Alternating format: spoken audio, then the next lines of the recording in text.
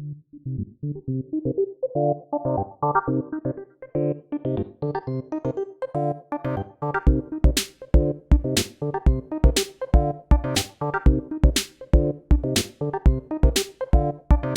everybody, welcome to episode 11 of the Combat Chain podcast. I am your host, Adam Philipchuk, alongside Pat Shaw, and today we've got a special guest with us.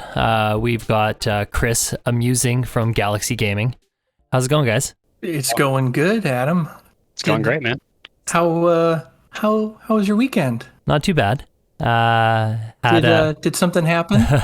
Did something happen this weekend? Yeah, you know what? I was fortunate enough to pull out the win, take down a ProQuest, the Calgary Bento Gaming ProQuest on Saturday. I think we had 38 people there, so not the biggest event, but still moderate sized. You know, the best in Western Canada came down for. There were a couple exclusions, like we didn't see Yuki, but beyond that, we had Oliver Chen, he top 8 Canadian Nationals. We had Eric Larrere, Potato, on Discord, some of you know him.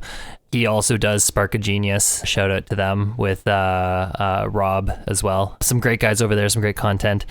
And yeah, some great guys from Alberta as well. Edmonton's best, Calgary's best, kind of all duking it out. Well, let's break it down. All right. What first of all, what deck were you running? Hence our guest tonight, Chris. I was lucky enough to get his list. He's a part of our testing team. His list has been performing incredibly well. Wins all over North America that I know of, especially in the Florida region, where there's some huge heavy hitters in Florida. I mean, Rob Seigel's down there, Tariq Patel's down there. Just a big flesh and blood hub. And it's got some wins down there amongst those heavy hitters. So, and even Chris himself has taken it. I think he said, was it all the way to the finals, Chris? Yeah, I took it to the first ProQuest I played this season at Kitchen Table Games. I took it to the finals against Tarek. It had a pretty unfortunate Sonata at the very end, but performed well all day and just kind of coasted there. There we go. So it's a phenomenal list. Really well thought out sideboard. It's actually kind of funny, like a testament to how good I think this list is. I'd been pretty much since Everfest dropped, I'd been practicing Viscera. Revel I knew was a busted card, and I knew right off the bat that I wanted to be doing Viscera things in games. And it was about a week before my first ProQuest where I started looking at Chris's list, and I unfortunately had a busy week leading up to my ProQuest, so I didn't actually get a chance to play his exact list. And then beyond that, I had missed the fact that there was a written out sideboard guide for it. So I kind of just looked at the list and went, okay, I think I know what the sideboard plan is here. And on the sideboard side, I went in blind and still managed to eke out the win. So I think that's a testament to how well built Chris's list is, that you can just look at it and you can clearly see what the deck's trying to do and what the different sideboard packages are. So I mean, kudos to you, Chris. It's as much your win as it is mine. Congrats, man. Oh, well, man, great job piloting it to a victory. And it's been really nice to get the feedback and support from multiple people, messaging me, saying it either got them a win or got them, second, which, PTI was passed down to them. I'm always happy to help. I love helping the community, and, to be able to impart this on quite a few people to help them get to the big show has been really a pleasure. Yeah, no, that's really cool to hear. I know here at the Combat Chain, we're committed to seeing the community grow and to helping people out. So, to knowing that you're as equally committed to that is it's always heartwarming to hear. Adam, tell me about the day. How did you end up in Swiss? How many rounds? What were, if you can recall, what did you face? Break it down. Okay, so 6 rounds of Swiss. First round was into a dash. I kind of feel bad for round 1, honestly. He was a fairly new guy. Like we sit down at the table and he's like, "Oh man, this is like my first event. I've never really done this before. I'm completely new to trading cards." And I'm like, "All right, well, you know what? Let's have a fun game. However it goes, whatever. Welcome to the jungle. Yeah. Mother. Welcome to the Thunderdome. No, it was nothing like that. He was on a dash deck, kind of like a boost dash, and so throughout the whole game, kind of luckily him on boost dash, me on Viscerai. It's going to be a quick match anyway, so we have the time to work on the fundamentals and make it a memorable experience and not an unpleasant one. I think that is part of what makes the Flesh and Blood community shine, is that we're so welcoming to those new players. So yeah, ended up being able to get the win in round 1, no problem. But I hope there was still a pleasant experience for that new player. I tried to commit to making it a likable one. But anyway, on to round 2. Ended up playing a fellow local player from Edmonton, but a fairly skilled one. He was on 27 Auras Prism, and we played a really tight match. We went right down 1-1 life at the end, down to time, actually. I actually can't remember if he had another turn or if it was game after my turn, but I kind of knew that I didn't have much time left going in. We got caught in the pattern of he would swing and be able to get maybe one card out of my hand, but I was able to maintain, and I would then kind of go and get almost every card out of his hand and leave him with one card, and just like that evenly matched back and forth. And I knew that I needed to try to set up a way to get a little bit extra to push over the top, and I knew I needed to do it fast because we didn't have much time left. So I unfortunately, I don't even remember what the exact play was, but I remember being able to get a card in Arsenal, and the plan was just to try to get a card in Arsenal, be able to block enough that I still obviously survived, and could, with the card in Arsenal, just push a little bit over the top, and I managed to get him for exactly 1 point of damage on the last attack. So that was super close, and that was the match. That was the match that defined my run throughout the day. Because after that, it was fairly smooth sailing round. But I obviously, if I had lost round 2, I mean, we know early rounds in Flesh and Blood are so crucial to making everything top from 8. Placement to your tiebreakers, everything becomes more relevant. Those early round losses can really so. Suck. I can speak from experience. So playing such a tight round 2, being able to eke that one out, that was, for me, that was the confidence maker I needed to push through the rest of the day. Round 3, played a mirror match against a newer player, but clearly a skilled player. His name's German. He's the Grey Crusade on Discord, mostly active in the Alberta community, though.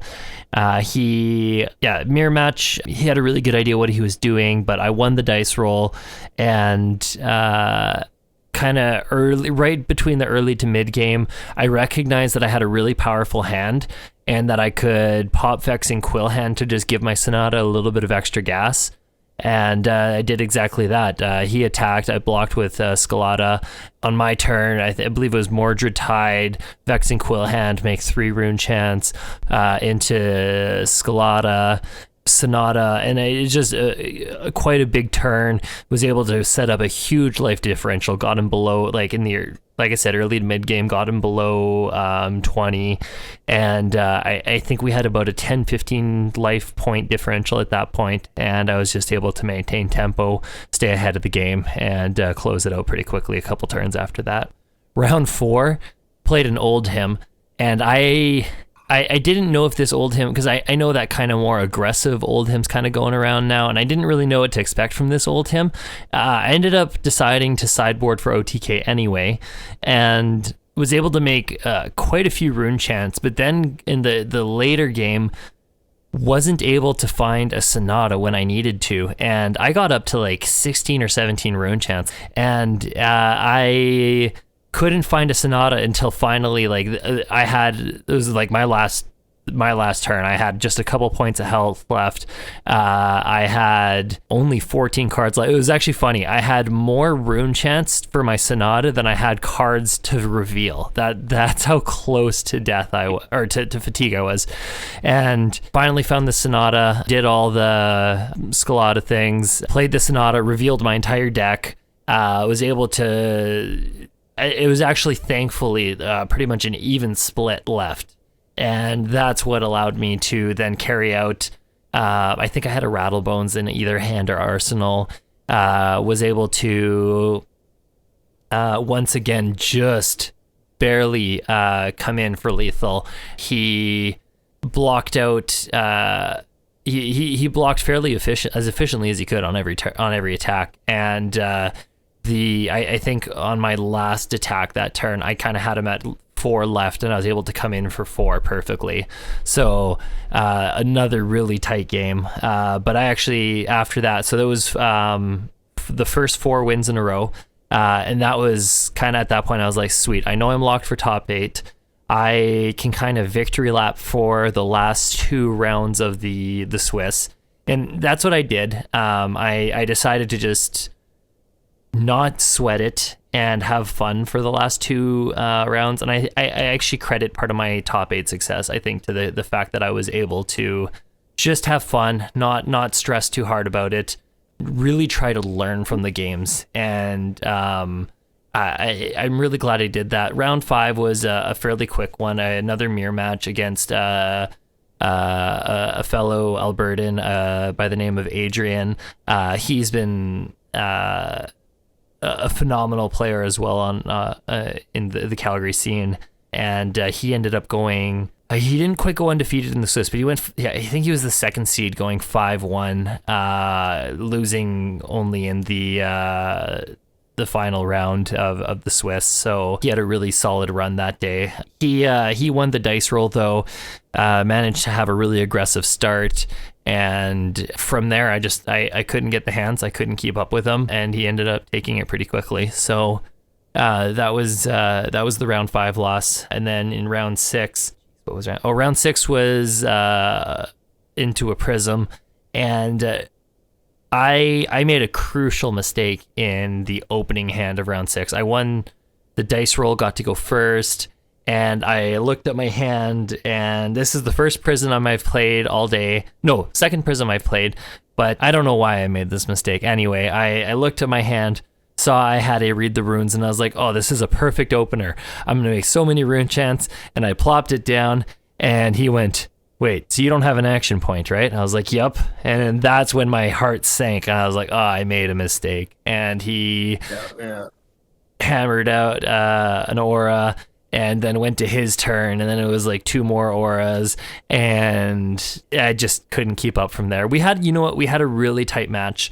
I had him actually at 1, and he started picking me down from 9, 8, 7, 6, 5, 4, 3, 2. Each turn, he would dump his entire hand trying to prevent me from taking it, and that's how close it was. So even with making that crucial mistake in the opening hand, I was able to very closely contest that game. But finally, he ended up playing a Merciful Retribution with 2 auras out. I just popped my Vexing Quill hand to card to try to push lethal, and I couldn't stop the arcane, and that's how he ended up taking it. So anyway, ended up, like I said, locking for top 8. In the quarters, ended up playing Mateo again, and he was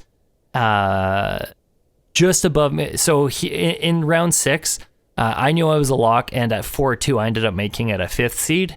I think I was the top 4-2, or the top X and 2. And then Mateo ended up, for him in round 6, ended up being his winning in.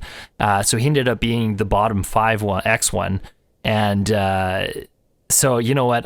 Once again, to lose a match, to know that somebody else got to also get into the top 8, I'm happy to lose that one when that means we both get to make top 8. You know, that's a happy ending. But anyway, so played him in the quarters once again, and he got to go first. Put an aura down put 2 auras down right away, a yellow and a blue aura. My turn right off the bat. I was able to push a little bit of damage and start to slowly manage the auras, and really throughout the game I was kind of able to just manage tempo, stay on top of the auras. He played a fairly defensive game, but Viserai can just be so explosive, and I was just slowly whittled him away and got the win there. In the semis, got to play Eric Larrere, Potato on Discord, a phenomenal player. He's going to be, I think I chatted with him a little bit. He's going to be on the Pro Tour no matter what. Like, he's got his, he's above me on the lifetime leaderboard. So he's guaranteed his spot, and looking forward to seeing him there. Like I said, just an absolute powerhouse. Like, to put it in perspective, he played Prism, and I chatting with him, he was like, yeah, I kind of like played 1 or 2 games. I've been too busy doing my content stuff to actually test. And he's like, yeah, I don't really have high hopes from today, and ends up being the 6-0 in the Swiss. Like, that's the powerhouse Eric is on really any deck, and just somebody who's, if he's committed to it, he's just got such a future in this game.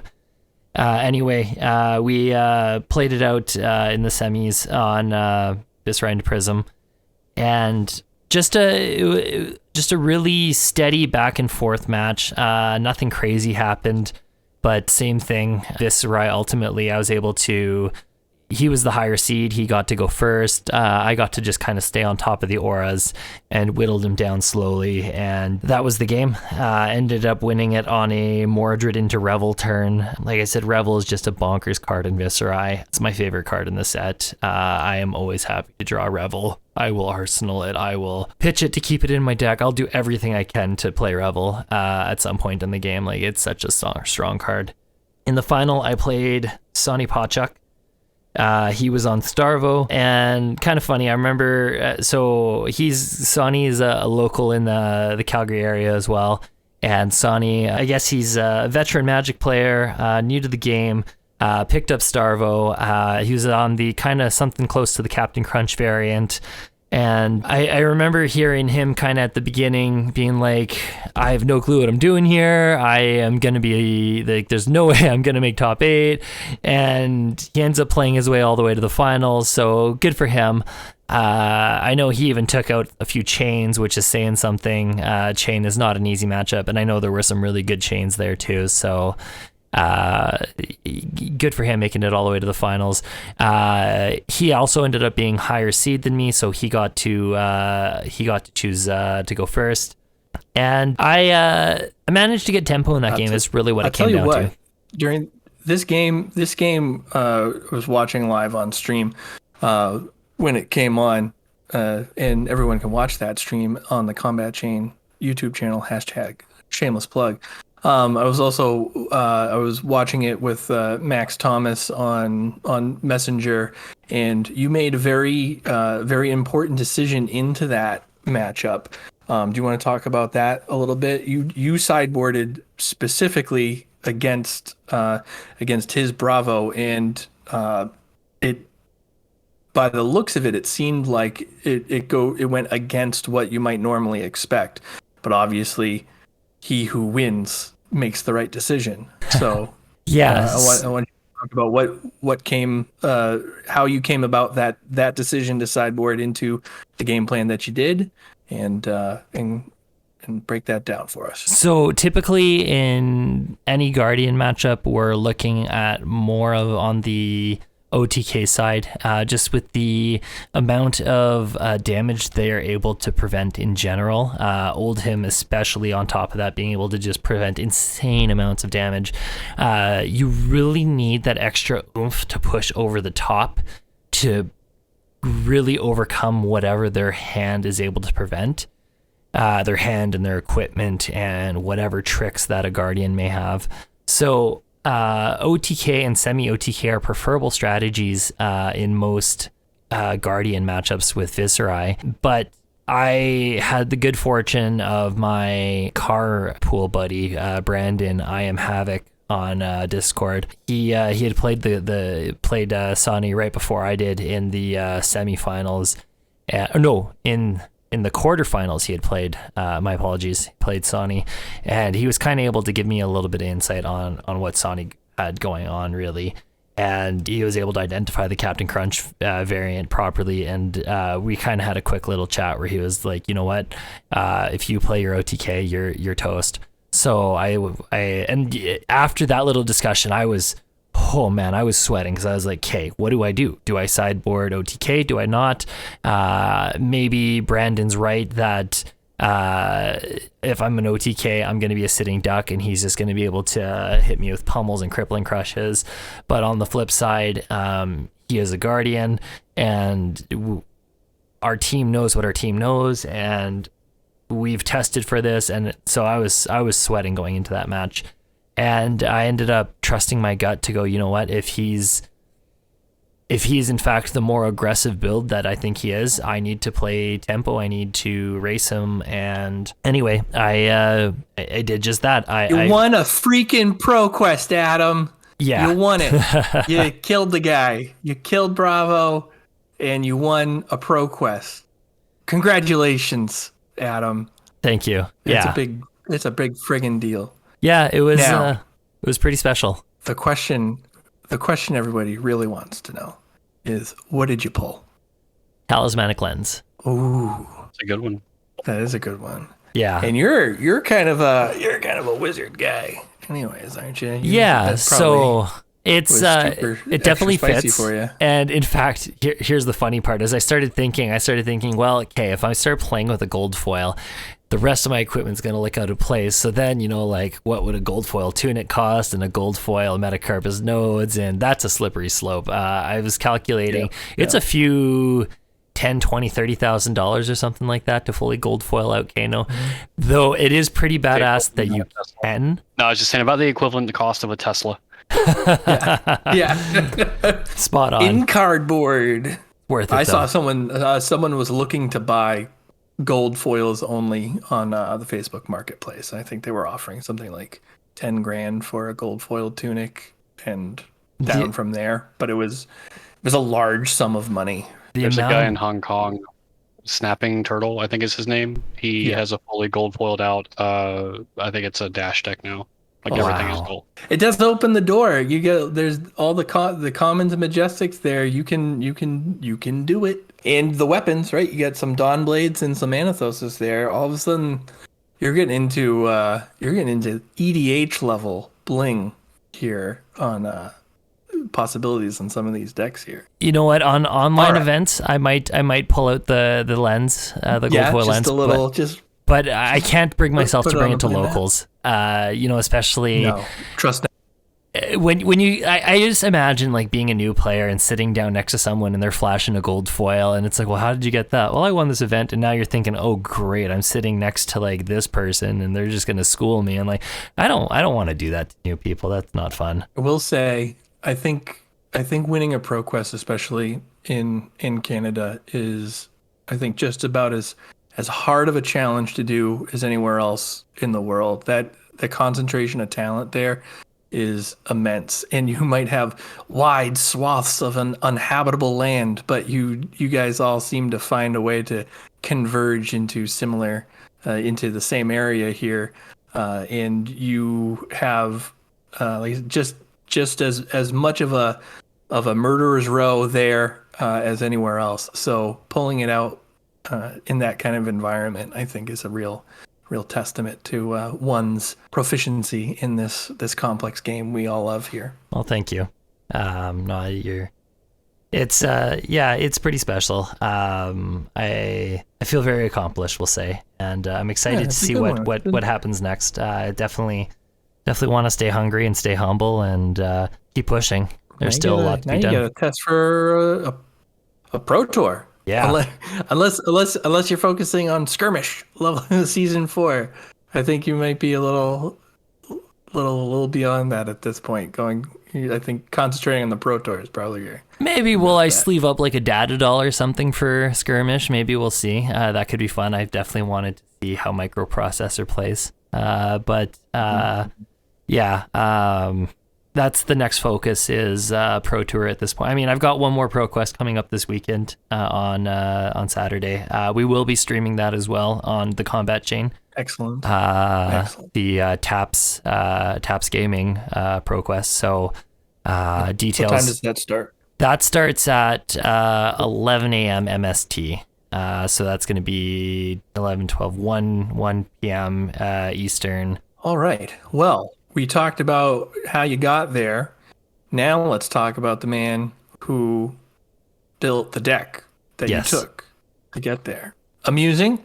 How are you doing? We're going to a little formal introduction here now that Adam has broke down his ProQuest win. Why don't you introduce yourself and tell the crowd a little about your history in TCGs, Flesh and Blood, and your association with Galaxxi Gaming? Anything else you want to Sure. you'd like to talk about?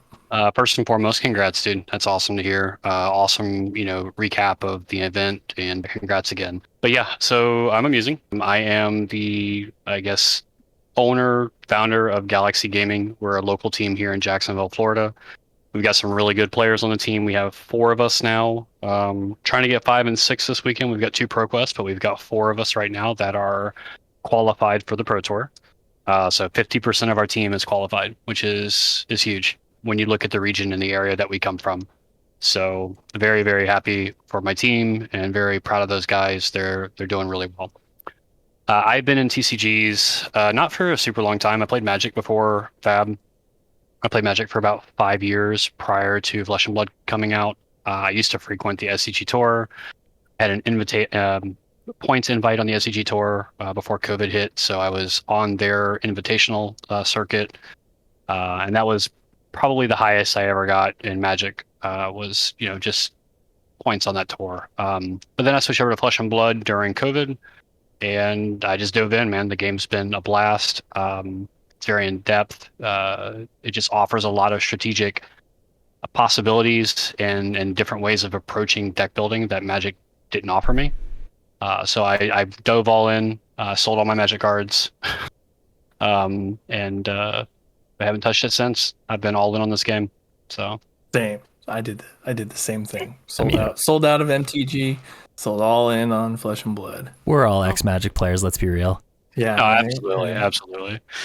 But yeah, that's my background getting into the game.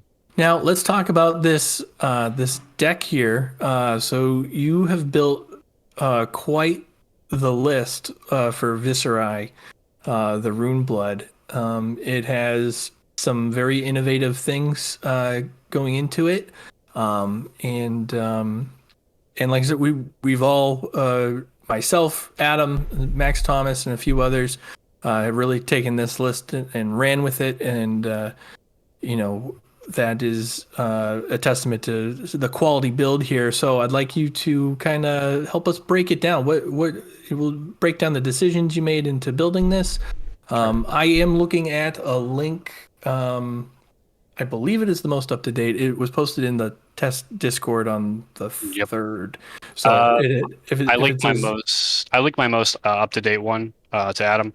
It has a couple changes from what I think you and Max played. Just simple, played a couple little tweaks to it over the weekend. But for the most part, yes, the link that you have that you would pull up if you click it is probably fairly accurate. Okay. Why don't we start with the equipment, and we can go from there. Let's talk about your equipment choices here. I know one stands out that most people are not running, and that is Suck Cliffs. I run the normal Arcanite, Bloodsheet, Grasp, and Spellbound. Every list is running those. Suede's, I looked at what matchup I knew was going to be really relevant and prevalent, which was Starvo, obviously. And in our testing, in our team testing, we realized that there's some times that right before you need to go off, you will get Oakenolted or you'll get Crippling. And you will lose the only non-attack action in your hand, right? And you may just have extra pitch, but you don't have anything to even creepers in. And so what we found is we wanted to remove needing to have that piece because you're you're so much under the gun in that matchup to go off when you have to go off. Like Starvo dictates when you have to go off. you don't really get a choice. You just try to get to a certain number of rune chants to be able to go off when they force the issue. And so Sutcliffe really just kind of gave us the opportunity to remove one piece of the puzzle needed to go off, right? So, we found that, after the OTK turn against Starvo, it is kind of difficult to finish out the game. But we just found that on the OTK turn itself, Sutcliffe provided more consistency to be able to push the damage needed. So that's why we chose to run that in the deck. It's only for that matchup. There's no other reason it's in the deck. We don't bring it in any other matchup. And then Quillhand, is literally super OP. I think people are still sleeping on this card. I run it in almost every matchup, right? Like it is that strong. I don't think people realize that the amount of value, it's not just giving you 2 rune chance, it's giving you resource reduction, it's giving you damage, it's giving you arcane barrier, and it's all on demand. So that card is very, very strong, and I think people still kind of undervalue it. I 100% agree. Vexing Quillhand almost feels like a chess piece in the fact that it's almost counting as like a resource for a lot of things that Visceride does. Yeah, and it's interesting because there's some matchups where you'll be, depending whether or not you're on the play or going second, you'll run Grasp or Quillhand. But I mean, the only matchup I don't run Quillhand 100%, or the only matchup that I always use Grasp is going to be either Starvo or Dorinthia. Moving on to the cards in the deck. If we're looking at the red pitch here, I think that there's a couple standouts here. I'm looking particularly at if they're still in there. Adam, send me the updated link. Make sure I'm not talking out of my ass here. Yeah, I'll send it to you. Spice is still in there. The spice is still in there. We're not removing the spice. Excellent. All right. Well, let's talk about that spice. And if we're looking at the red pitch, there's a couple cards here that I'm not seeing in a lot of other different lists. And one of them is Lead the Charge. Yeah, so I approach deck building, and I have to give credit where credit's due. I slept on Lead the Charge myself originally, and another player in the Visceride Discord, Wanji, was running Lead the Charge, and I had a conversation with him, and we were talking about it, and the way I approach deck building is toolbox. Like I like cards that have multiple applications and multiple matchups. And so when we start talking about Lead the Charge, it absolutely made sense. Now I don't think he's back on E-Strike. I'm on E-Strike because of the symbiotic relationship with Lead the Charge. But the 2 Lead the Charge in a Prism heavy meta, or a third of the meta or 25% of the meta is Prism, Lead the Charge is fulfilling 2 roles. It's another non-attack go again action, action card, which fits into the tempo plan. But it also has application to deal with ALS, to deal with, catching up on auras and hitting multiple auras. So it had this appeal to me where I can run it in multiple matchups, and I don't feel like it's just a sideboard card. It is. There's a ton of utility, a very underrated utility when it comes to that card. Oh, and I mean, even after playing the deck this weekend, Lead the Charge was a powerhouse into so many cards. Like it enabled Amplify the Arcanite to be a much more usable card. It makes it has an interesting play pattern with Read the Runes, and I know that that's not its initial purpose, but in the OTK plan, to be able to just puke out that many more rune chants, I did do that once or twice, and when it was convenient, and just the fact that it literally can do almost anything. Lead the Charge is a really cool addition to the deck. So the ceiling for the deck for us in testing was, obviously when you look at the deck list, you immediately think, oh, well, Lead the Charge E-Strike. You can middle your turn, fix an awkward hand by going Lead the Charge E-Strike, draw a card, right? And it fixes that all red hand. It fixes that clunky draw that you sometimes happen with Visceride. I mean, it just happens. So it gives application there. But one of the bigger applications for that card is actually being able to end the turn on rune chance. To be able to play a card off of Lead the Charge to get 2 action points, to be able to Rosetta mid-turn to follow into something to lead rune chance onto the next turn, right? And when you're playing tempo, if you end the turn on like a Spellblade Assault, Well, I mean, you have 3 rune chants going into the next turn. Your first amplifier rune flash is free. Yeah. So it just opened up so many unique play patterns and play lines that we thought that the ceiling was so high for the card that it felt silly to not include it.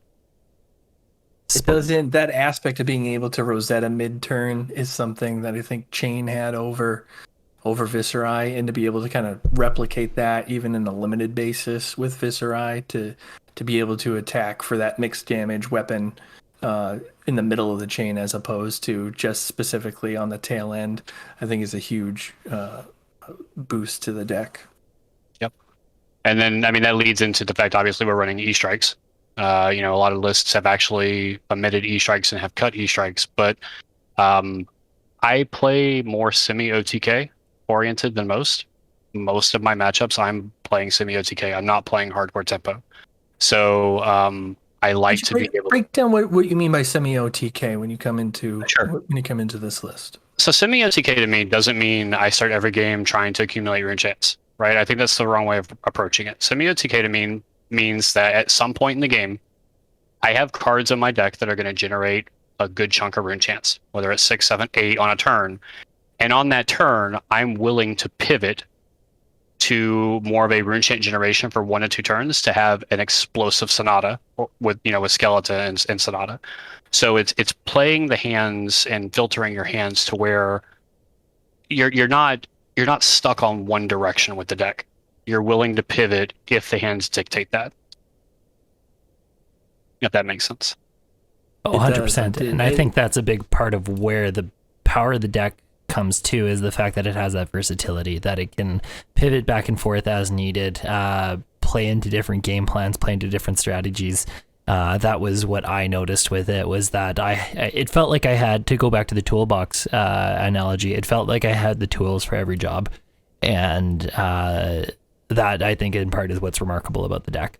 I see a lot of lists right now that are very tuned towards tempo, and I mean they're not bad lists by any means. People are winning plenty of ProQuests with them, but again, coming from I used to play Jund, I used to play Heliod combo. I like having a toolkit, so I have cards in the deck that fit multiple matchups where I don't feel like I don't have agency in any one because I'm hedging too much towards another. I think one of the big deck building decisions when it comes to here, and especially coming into the ProQuest, was in Viscerai lists, was how many defense reactions can we run? How many is the right number? In this list, you have 6 total, right? 3 unmovables and 3 reduced to rune chants. How did you come to that conclusion that was correct for you? Stomped by Starvo a ton. No, I'm just kidding. Yeah. So I'll be honest, man. We went back and forth on the number of defense reactions on the list. At one point in time, I had 2 sync, 2 reduce, 2 unmovable. There were times where I had none. There were times I had just the 3 unmovable. And what we found is, because I am oriented to playing semi more often than not in most matchups, the reduces felt good. Okay. I think that if you're not okay playing semi, or you don't like playing that style, you should probably not have the reduces in the list unless you're specifically putting them in for Starvo and Lexi, right? Now, you'll notice I have 22 blues in the list, and most lists are running 20 and 21. I have a flex blue, and I have that flex blue in the list specifically for the unmovables. Running 20, 21 blues with the movables feels really bad sometimes. It's clunky. And we were always kind of resource starved running them. And I can see where some people would think they're clunky because they're probably running 20 to 21 blues. But we felt that the Vexing Malice in the list here, that blue Vexing, is actually a flex blue. It is not in the deck unless the unmovables are in the deck.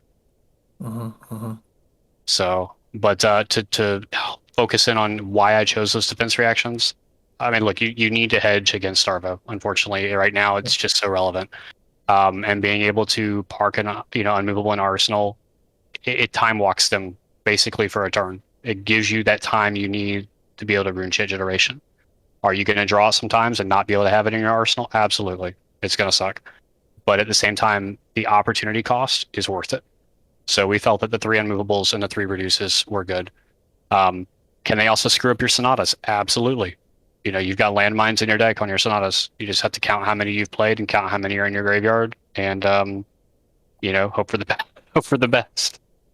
Yeah, but I mean, Absolutely. I think when you're also playing in that OTK, semi-OTK plan, you're willing to play a slightly longer game, and at which point I think that is the key to playing the Sonatas in that game plan, is also being aware of, okay, I should probably give my deck some time to filter out my, and when you're playing that game plan, you want to attrition some of your opponent's decks. So waiting till you hit your unmovables, giving your deck a chance to filter out and set itself up so that when you hit you hit that moment where you're ready for that Sonata, you're able to have the powerful Sonata you want. Yeah, absolutely. And one thing with the unmovables is, and I've seen a lot of people play Viserai, and I've watched a lot of people play Viserai, is not to use them on raw damage, right? Like if you draw into it and then they, Starvo activate, you're going to take 14 damage that turn, right? It's just damage. What you can't afford is you can't afford to unmovable an Evergreen and then not have it for when they Oakenold, right? So I think discipline is really important with the defense reactions, not to just use them because you have it in your hand. Navigating it into your arsenal is huge for when they, come with those more impactful on-hit dominated attacks. Yep, exactly. Level up. This episode's going to be chock full of them, hopefully. That's good. That's one of those. That's a good. The discipline play, right? Taking the raw damage, arsenaling the unmovable, saving that for when your life depends on it. Yep. What would you consider is your main configuration here? I know you like to keep an extra read the runes. I suppose some people like to take read the runes out. I believe you like to keep at least one in at all times, even if you're going into that more tempo. Yep. So my main core is a 46 card deck. I have 34 that I interchange in and out. My E-Strikes, Mordred-Tide, Rattlebones, the one Read the Rune, Rune Flash, Sonata, Gloom, all the Spellblade Assaults, the Rune Incantations, and then all the blues are core, except for Vexing Malice, which is the one flex blue that I have. So all the Read the Runes, outside the one red, the Revels, the defense reactions, even the meet and greets are considered flex spots. Excellent. And then the Amplify, yeah. Where it seems like some people have different sweet spots when they're talking either semi-OTK or OTK on your rune chant accumulation. What are you targeting when you're going OTK or semi-OTK? What's your target rune chant count before you start going off? Sure. So semi-OTK, again, for me, semi-OTK is more of like a 14 to 15 rune chant, like if I can get there. 10 is fine, honestly. Like if you're gonna apply pressure afterwards and you want to push the tempo, you can have a really good Sonata turn off of 10 rune chants, right? Especially if you're running Quill, make it 12 and maybe you pitch into it a little bit and reveal 10 cards. That's perfectly fine. That's a huge tempo bust. As far as like pure OTK, the way that Starvo's playing right now at Oldtime, but he's Oldtime's not really relevant right now, but Starvo, the worst thing you can do is go off on Starvo and get him to like 7 life, because you're not running any other non-attack action go again attack, or no other non-attack actions that are giving go again, because you board out the yellow mobs, you board out the lead the charges against Starvo. So you only have the blue Bovran Skies for go again. So if you don't finish them on that turn that you go off, it is extremely hard to kill them because of Crown and Shield, and they can actually block pretty well. So you really need to try to aim for 22 to 24 chance. I found that that's probably the sweet spot to be able to push a Starvo over. Maybe more if they have a Blizzard in hand or an Arsenal. But yeah, that 22 to 24 mark is probably right. Awesome. Looking at this list, are there cards that are not on there that you're thinking about tinkering? Are there some honorable mentions here that you're still would be willing to put in the right circumstance, or cards that just missed the cut for this particular build that you might otherwise like? Yeah, I think one card that is very close to being included is Red Shrill. Red Shrill is really good on raid. It's 2 for 7. It forces awkward blocks. It can really push some extra, on hits with Modern Skies. So it's a great on-rate attack. I see some lists that have Amplify removed and they've put in Shrill, but I'm very hesitant to do that because Prism does exist, and I want all the cracks that I can have. Right? If it wasn't for that, if Prism wasn't relevant in the meta, I'd probably be running Red Shrill, because it's just a great card. I run the blues, I love them, but I think that one's very close to making the cut. And then I don't know if you have my most recent, but I keep going back and forth between 2 and 3 Rattlebones. When you're playing OTK, it's awful. Like, I mean, you want one in the deck. I like one in the deck for OTK. But I find that they actually can make the draws really clunky early game. They're terrible early game. They're great late game when you have like you're playing attrition and you're going back and forth and you keep a blue in hand with the Rattlebones. I mean, that threatens 8 damage from Rattlebone Swarm into Rosetta. But I think those circumstances are kind of niche, and there may be a time where we go down to 1 Rattlebones in the list. I know that sounds crazy, but that's a potential change. That's a little jarring to actually hear. I love Rattlebones. I mean, it's a great card on paper, but what you find is when you have it early game, it just doesn't do what you want it to do. You tend to block with it anyways, right? And it's a red, so it makes pitching awkward early game. As you're saying that, I'm going back to the games that I lost in my ProQuest weekend and just recently, and realizing that there was a lot of like, getting Rattlebones in my first or second draw, realizing that there wasn't much going on and that it was a clunky play, and trying to make something happen out of nothing involved shenanigans like swarming close, get Rattlebones out there so I can grab swarming again because it's the only thing in my graveyard. Just stupid little things like that because the Rattlebone's coming at the wrong time. I think that in a post-Starvo meta, like if Starvo gets errated or banned or whatever happens after the BNR announcement on, I think it's April 5th, there may be a world where I go back to 3 E-Strikes, 3 Red Lead the Charge, and remove the Amplifies for Red Shrill, and have a more aggressive, configuration, because there will only be one deck in the format that really requires you to go OTK in old time, and you really don't need to board much for it, right? Your normal OTK configuration is pretty decent for it. Do you think we're going down that road with Starvo? I think he's getting banned. I mean, I think there'll be either an errata or a crown ban. Actually, is where my mind's at. I think Crown of Seeds may get banned, because Crown is what actually enables Starvo to be as consistent as he is. It's the engine. So as it stands right now, how do you feel about Viserai's position in the meta? We call it the big 3, but how do you feel about it right now? So, hot take, and I may catch flack for this, and this is my opinion, not y'all's. I actually don't think that the meta is, so I think that Starvo actually does not have a bad matchup against Prism. I think that as Starvo learns to play against Prism more, I think that Prism will actually fall out of favor, because I don't think Prism has a good Viserai matchup, and I don't think Prism has a good Starvo matchup. Too many Starvos are switching to going face too quickly instead of aura management. And I watched 6 or 7 games this weekend in Florida, where relatively good Prism players are playing relatively good Starvo players, and the Prism were not winning unless they had like a turn 1 double aura turn. And even then, I mean, the Starvos are running time skippers to catch up on those turns. So the big 3, honestly, my big 3 is actually Viserai, Starvo, and Chain.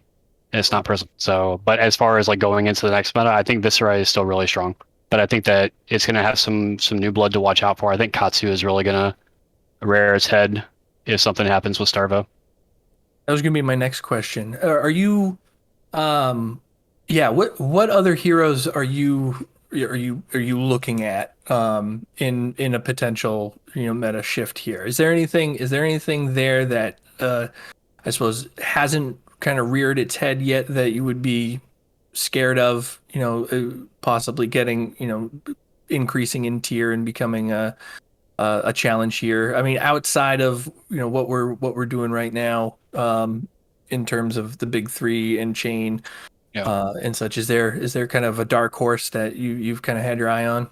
Honestly, yeah. Like I said, we're testing Katsu. the thing that the reason, like, I mean, Katsu's still top aiding, right? Even with the amount of Starvo that's in the field. Mm-hmm. But the ability for Starvo to crown and shield, removing Kodachi's, from ever being effective. The biggest threat that Katsu has is even bigger than that on Kodachi hits, Mm-hmm. right? I mean, it's Yep. it's such a huge power play, and when you have a hero that completely invalidates that, they just don't have the punch they need. But if you remove Starvo or remove Crown, and you don't have that damage prevention, and they have to start draining cards from their hand to block the Kodachis, that matchup looks a little different. But if Mm-hmm. Starvo is completely gone, Katsu has an amazing matchup against Prism. Like it's horrendous for Prism, and then Katsu has a really good matchup against Viserai. Right, obviously draw dependent, but I think both of those matchups are very very winnable for Katsu. So I think that he's in a good spot to come full force after Starvo gets fixed. I agree with that, especially if they go the crown route. That'll definitely be a boost for Katsu. Yep. We actually have an internal tool, and I think it's made available to check the percentages on Starvo's ability to hit the fuse rate on his hero ability without crown, and it's like 29 to 30% with the high elemental lists. When you add crown into the mix, it goes up another 20-25%. Insane.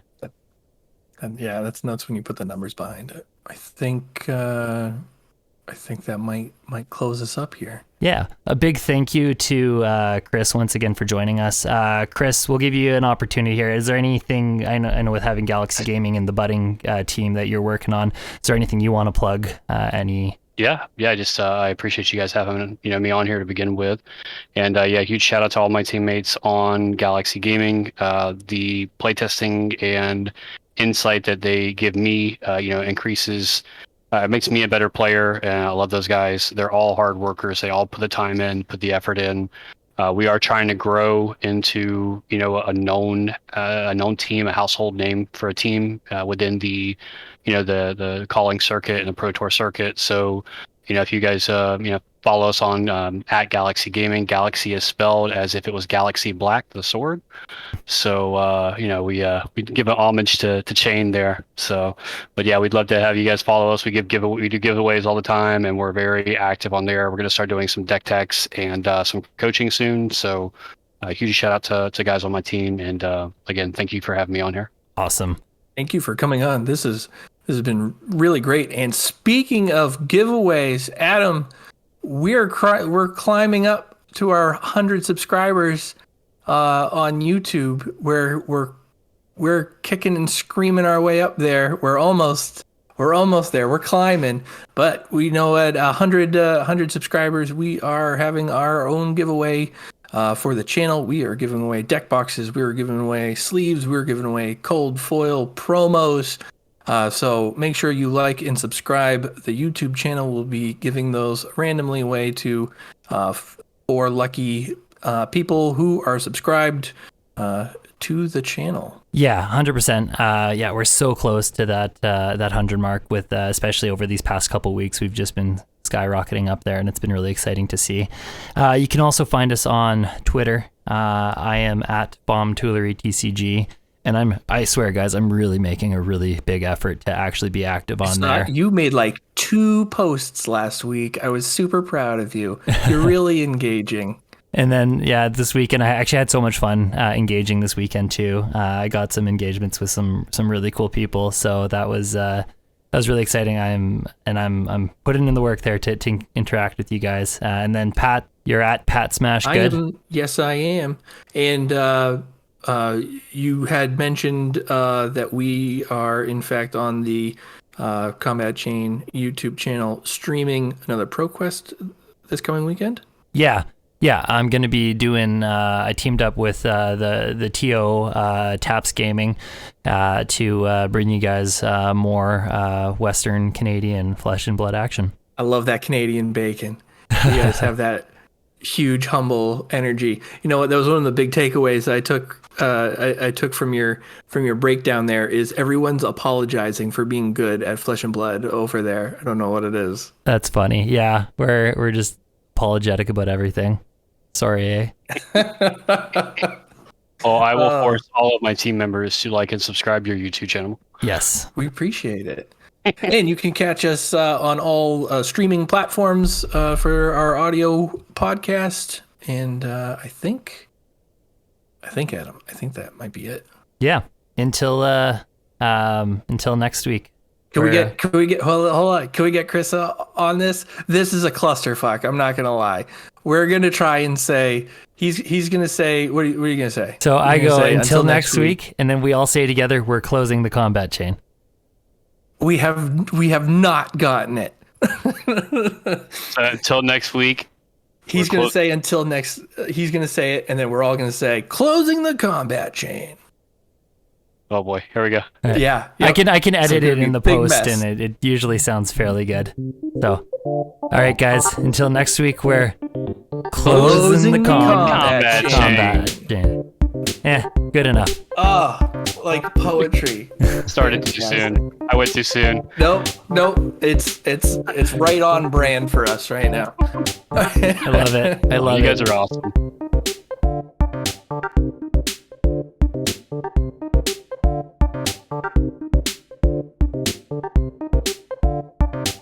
And here in round 6, we're looking at the all 22.